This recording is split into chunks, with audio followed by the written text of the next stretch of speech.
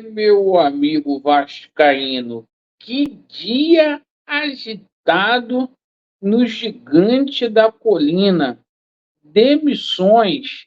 Você acha que ficou só no Lúcio Barbosa e na Cátia Santos? Nananina, não. Agora, na parte da tarde, o Vasco anuncia mais uma demissão.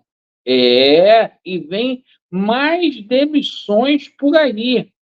E após essa demissão aí do Lúcio Barbosa, ou pedido de saída do Lúcio Barbosa e da Cátia Santos, nomes aí para CEO já vêm à tona e já se começa a falar novamente de Luiz Roberto Levenciano. Mas, Laureano, o Estatuto do Vasco não seria um impeditivo? A gente vai falar muito sobre essa questão. E o seguinte, a gente vai falar bastante sobre a situação das acusações em face de Jorge Salgado e do Campelo. Eu não sei quem está com a mandioca maior para segurar, se é o Campelo ou se é o Salgado. Denúncias gravíssimas, gravíssimas, que a gente vai falar nessa edição. Meus amigos, olha, alívio financeiro. O Vasco recebendo mais um mecanismo de solidariedade. Vamos falar muito aí sobre a confirmação da venda de Douglas do Aston Villa para Juve de Turim. Vamos falar sobre a audiência pública que acontecerá daqui a pouco, certo?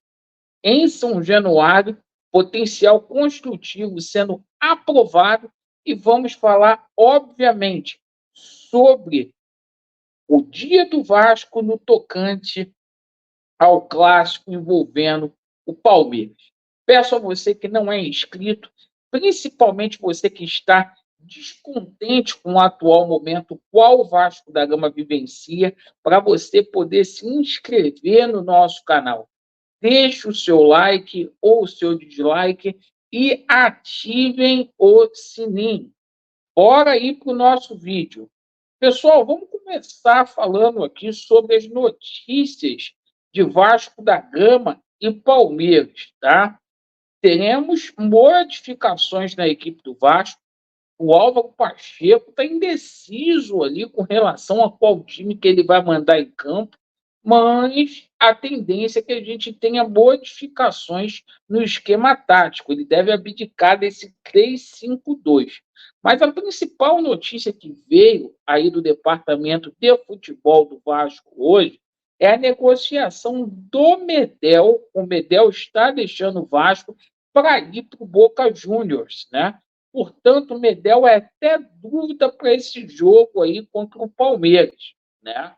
O Rojas pode até aparecer ali no time titular, porque não faz sentido nenhum, né? O Vasco está negociando aí o Medel aparecer aí como titular. Bom, pessoal, agora a gente fala aqui sobre essa audiência pública que acontecerá em São Januário. Os portões já estão abertos, a entrada é franca, é audiência pública, como o nome já diz, e todo torcedor do Vasco está convocado a participar, certo? Aconteceu na última semana a primeira votação, 2 vereadores, esta será a segunda votação. Se tudo der certo hoje, se não houver nenhuma emenda aí por parte dos vereadores, a tendência é que o potencial construtivo seja efetivamente aprovado, uma vez que 45 vereadores disseram sim na última semana. A gente precisa, nessa sessão, apenas de 26 vereadores, né? Então, tudo deve ser acertado hoje para esse projeto-lei, para essa PL, ir para a mão do Eduardo Paes, para ser sancionada, virar lei e ser publicado no Diário Oficial, para que o Vasco possa vender o potencial construtivo.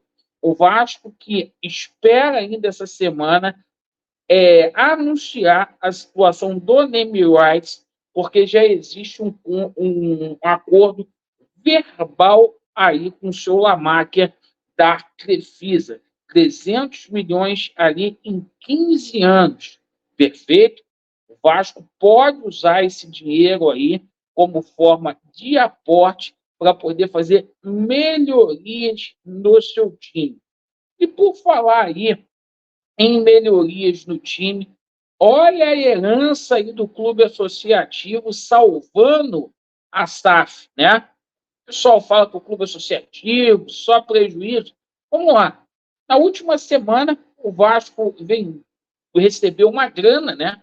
Vendeu parte aí dos 40% que tinha, dos valores econômicos do Luan do Toluca, né? O Vasco, ainda com o mecanismo de solidariedade, recebeu cerca de 9 milhões ali de reais, e hoje foi o dia aí da venda do Aston Villa, no tocante ao Douglas Luiz, para a Juve de Turim. A venda já está confirmada, foi 135 milhões de reais.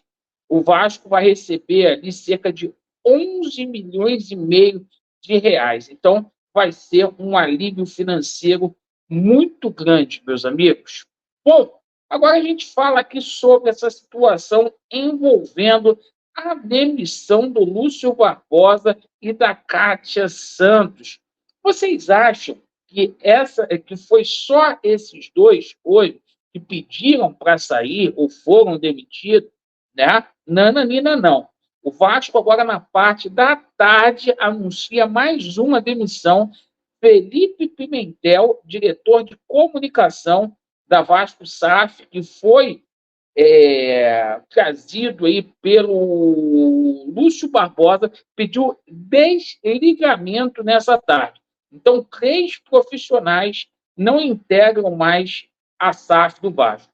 Lúcio Barbosa, Kátia Santos e também o Felipe Pimentel. Agora, essa situação aí do Lúcio Barbosa e da dona Kátia coincidiu, pessoal, com a situação da abertura de sindicância.